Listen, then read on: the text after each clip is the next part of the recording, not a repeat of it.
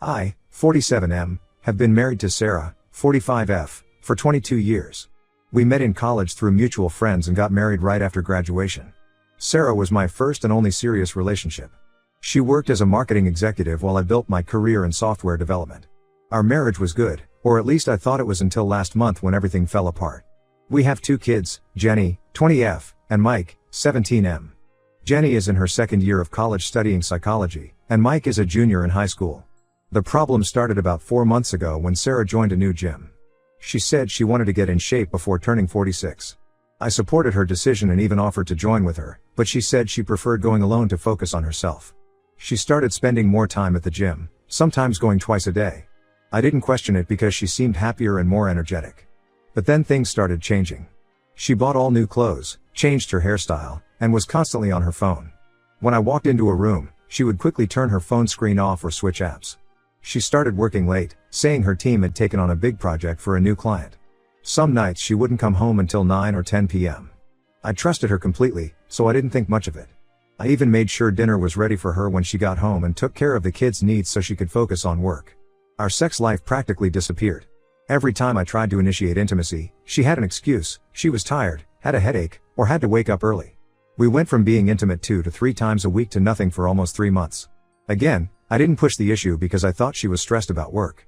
3 weeks ago, on a Friday evening, she texted me saying she needed to discuss something important.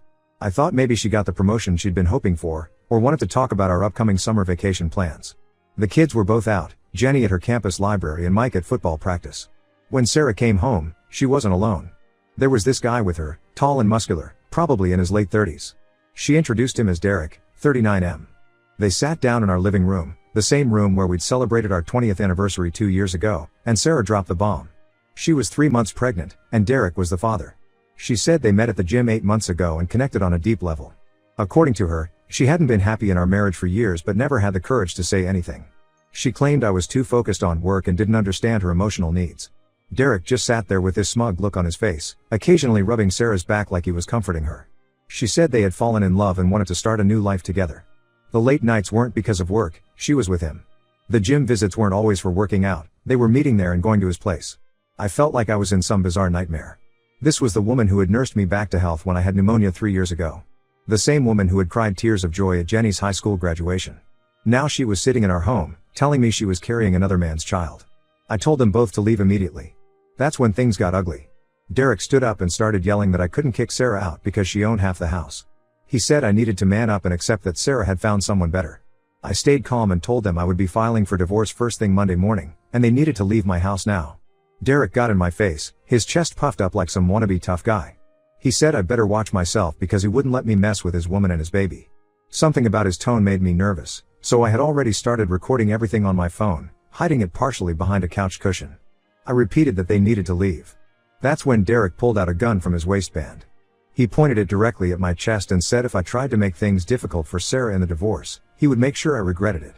He said he knew where I worked, where the kids went to school, and that accidents happen all the time. Sarah just stood there, not saying a word while this man threatened her husband of 22 years with a gun. She didn't try to stop him or act surprised that he had a weapon. She just watched with this blank expression on her face. After they left, I called the police immediately and showed them the recording. They arrested Derek that night for making criminal threats with a deadly weapon. Sarah was also arrested for being complicit in the threat. They were both released on bail the next day. The kids came home to find police cars outside our house. Jenny broke down crying when I told her what happened. Mike punched a hole in his bedroom wall and locked himself in there for 2 days, only coming out when I promised we would get through this together. My parents and Sarah's parents have been calling nonstop. Her parents think I'm being too harsh and should drop the charges because she's pregnant and stressed. They said Sarah told them I had been emotionally distant and she felt trapped in our marriage. My parents are furious and want me to go after everything in the divorce. I filed for divorce the next morning. My lawyer says the recording will help tremendously in both the criminal case and divorce proceedings. Sarah has been calling and texting constantly, saying she made a terrible mistake and that Derek manipulated her. She claims she didn't know he had a gun and would never want to hurt me. But the recording shows she didn't seem surprised or scared when he pulled out the weapon. I've blocked her number and told her to communicate only through our lawyers. The kids refuse to speak to her. Jenny says she can never forgive her mother for destroying our family. Mike is failing 2 classes and his football coach called to say he's been getting into fights at practice. 22 years of marriage gone because she couldn't keep her legs closed.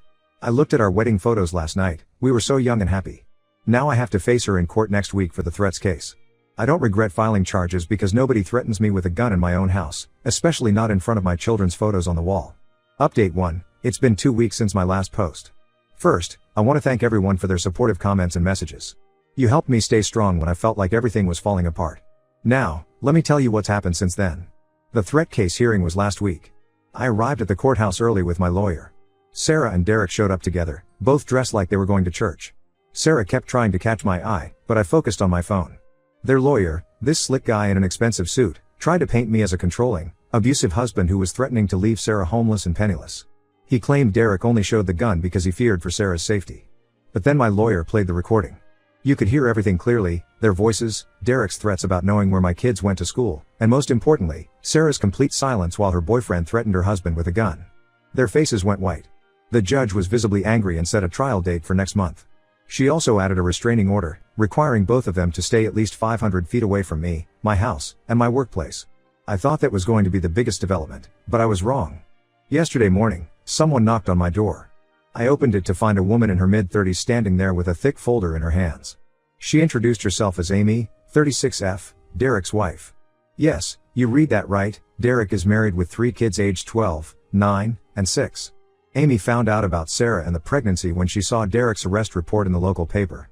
She's been doing her own investigation since then, and what she discovered is shocking. She brought proof that Derek has done this before. 2 years ago, he got involved with a woman at his previous job, got her pregnant, and then disappeared when she was 7 months along. The woman had to move back in with her parents and raise the baby alone. But here's where it gets even worse. Amy showed me text messages between Derek and Sarah going back months. They weren't just having an affair, they were plotting. They had this whole scheme planned out to get the majority of my assets in the divorce. The messages showed they thought if they could provoke me into doing something violent or stupid, Sarah would get a better settlement. The gun threat wasn't some heat of the moment thing, it was premeditated. They discussed it in their texts. Derek wrote, "When we tell him, I'll bring my peace. If he gets aggressive, I'll scare him a little. That way, he'll know not to fight the divorce and you'll get everything." Sarah replied, "Perfect plan, baby. He's such a coward, he'll probably cry." I handed all this evidence to my lawyer and the DA's office. The DA is now considering adding conspiracy charges to the existing threats charge. When word got back to Sarah about the new evidence, she started calling me nonstop, crying and claiming she didn't know Derek was married. She said he manipulated her into the whole plan. But the text messages show otherwise. She knew everything about his wife and kids. She even joked about being the other woman and how Amy was too stupid to notice her husband's affair. Things got even more interesting when Jenny was looking for some old family photos in Sarah's drawer. She found a second phone, one I never knew about. There were messages on it going back almost a year. Sarah and Derek had been planning this for months before dropping the pregnancy bomb. They specifically waited until she was showing before telling me, thinking I wouldn't fight back as hard if there was a baby involved. The impact on our kids has been devastating. Mike still barely leaves his room except for school. He's failing 3 classes now, and his football coach called to say he's been sitting out practices, just watching from the bleachers. Jenny is angry all the time. She told Sarah in a text message that she never wants to see her again and that she's dead to her.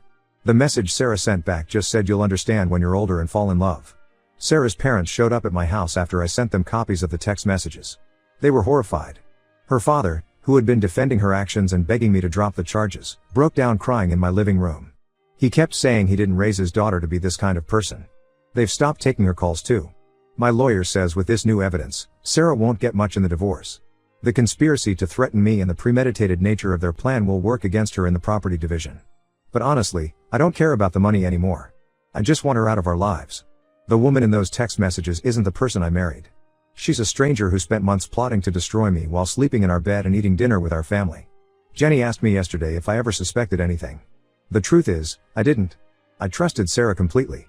Even when she was going to the gym twice a day, even when she was working late, even when she stopped wanting to be intimate, I never thought she would do this. 22 years of marriage, and I never once checked her phone or questioned her late nights. Now I know she was laughing about my trust with her lover, calling me a fool for believing in her.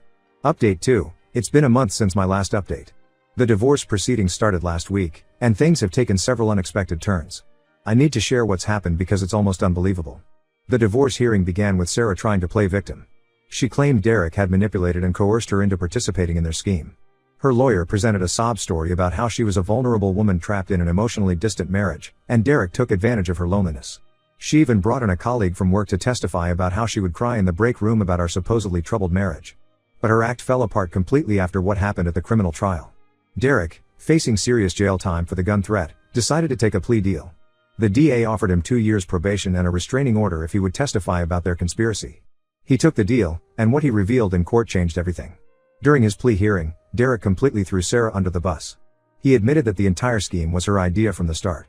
She had spotted him at the gym and recognized him from his social media as a successful real estate agent.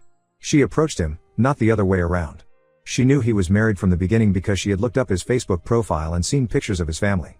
According to Derek, Sarah told him she was unhappy in her marriage and wanted to leave me, but she wanted to make sure she got the best possible settlement. She chose him specifically because he looked intimidating and had a concealed carry permit. The gun threat was her idea. She thought it would help prove I was abusive when I inevitably reacted violently to being threatened. But the biggest bombshell came when the paternity test results were presented in court. Sarah is definitely pregnant, but Derek isn't the father. The baby belongs to her personal trainer, a 25-year-old guy named Chad. Apparently, while she was plotting with Derek, she was also sleeping with Chad at the gym. When this revelation came out in court, Derek lost it completely. He started screaming that she had ruined his marriage for nothing. He thought she was going to divorce me, take half my assets, and then marry him. Finding out she was sleeping with someone else the entire time sent him into a rage. The bailiffs had to remove him from the courtroom. Chad showed up to testify after being subpoenaed.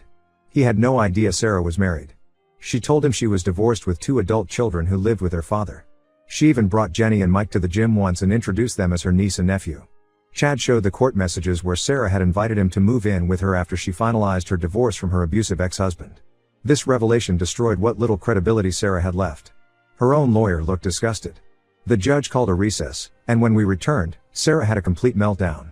She started crying about how everyone was against her and how she was just trying to find happiness. The judge was not impressed. Meanwhile, Sarah's professional life has imploded. Her company found out about the criminal charges and the conspiracy when a background check for a promotion flagged the court cases. They fired her immediately. Their ethics policy has zero tolerance for criminal behavior. She's been unable to find another job in marketing because the story has spread through our professional network. She's moved in with her sister because she can't afford an apartment. She keeps trying to contact the kids, sending long emails about how sorry she is and how she needs their support during her pregnancy. Jenny responded once, telling her that she hopes the baby grows up to betray her just like she betrayed us. Mike still won't even acknowledge her existence. The one positive development is that Mike has finally started talking again. His grades are still bad, but he's seeing a therapist twice a week and making progress. The therapist says his anger issues are normal given the circumstances, and we're working on healthy ways for him to express his feelings. The divorce proceedings are moving quickly now. The judge has seen all the evidence, the text messages planning the conspiracy, the paternity test results proving she lied about Derek being the father, and the testimony about her multiple affairs. My lawyer says we'll likely wrap everything up within a month. Sarah's sister called me yesterday to warn me that Sarah's not taking any of this well. She's been drinking heavily despite the pregnancy and talking about how everyone has abandoned her when she needs them most. I almost felt sorry for her until I remembered those text messages where she joked about using Derek's gun to scare me. Update 3. 6 months have passed since this nightmare began, and I can finally say it's over. The divorce was finalized last month. The judge awarded me the house and primary custody of Mike, Jenny as an adult, so custody wasn't an issue. Sarah got nothing except her personal belongings and her car. The judge cited her conspiracy with Derek and her multiple deceptions as the reason for the uneven split. Sarah's life has completely fallen apart. She lost the baby at 5 months due to complications. Her sister told me she had been drinking heavily throughout the pregnancy despite everyone's warnings. Chad, the personal trainer who was the actual father, wants nothing to do with her. When he learned about her lies and the conspiracy with Derek, he quit his job at the gym and moved to another city. Derek's wife Amy divorced him and got full custody of their kids. He moved to Arizona after losing his real estate license due to the criminal charges. Last I heard, he's working as a bartender and telling everyone who'll listen about how Sarah ruined his life. Sarah's downward spiral hit rock bottom last week. She showed up at our house at 2 a.m., completely drunk. She was screaming in the driveway about how she had lost everything because of one mistake. She kept saying she would do anything to fix things and come home. The neighbors called the police before I could. Since she violated the restraining order, she spent 2 days in jail. Her sister refused to bail her out, saying Sarah needed to face consequences for once in her life. The kids are doing better, finally. Jenny is back at college and seeing the campus counselor regularly. She's joined a support group for children of divorced parents and says it's helping her process everything. Mike's grades have improved to B's and C's, and he's back on the football team. His therapist says his anger issues are much better now that he's learned some coping mechanisms. Sarah's parents have been surprisingly supportive through all this. They've maintained a relationship with the kids while completely cutting contact with Sarah. Her mom comes over every Sunday to cook dinner for us, just like she used to when Sarah and I were first married. Her dad helped Mike fix the hole he punched in his bedroom wall and takes him fishing some weekends. I've started dating someone I met through a mutual friend. Lisa, 43F, is a high school teacher who went through her own divorce 3 years ago. We're taking things very slowly. The kids met her last month and seem to like her, especially since she tutored Mike in English and helped bring his grade up. She understands our situation and doesn't push for more than I'm ready to give. Sarah called me from a new number yesterday. She said she's been sober for 2 weeks and attending AA meetings. She wanted to know if I would consider giving her another chance. I hung up without responding and blocked the number. Some betrayals you can't come back from. The kids still struggle with what happened, but we're healing. Jenny told me last week that she's proud of how I handled everything, staying strong for them while not letting Sarah manipulate her way back into our lives. Mike asked if he could change his last name to mine. He had Sarah's, once he turns 18. Life isn't perfect, but we're moving forward. Sarah made her choices and now she has to live with them. I have no regrets about how I handled things. Sometimes the hardest part of being a parent is showing your kids that it's okay to cut toxic people out of your life, even if that person is their mother. We're building a new normal, and for the first time in months, I'm actually excited about the future.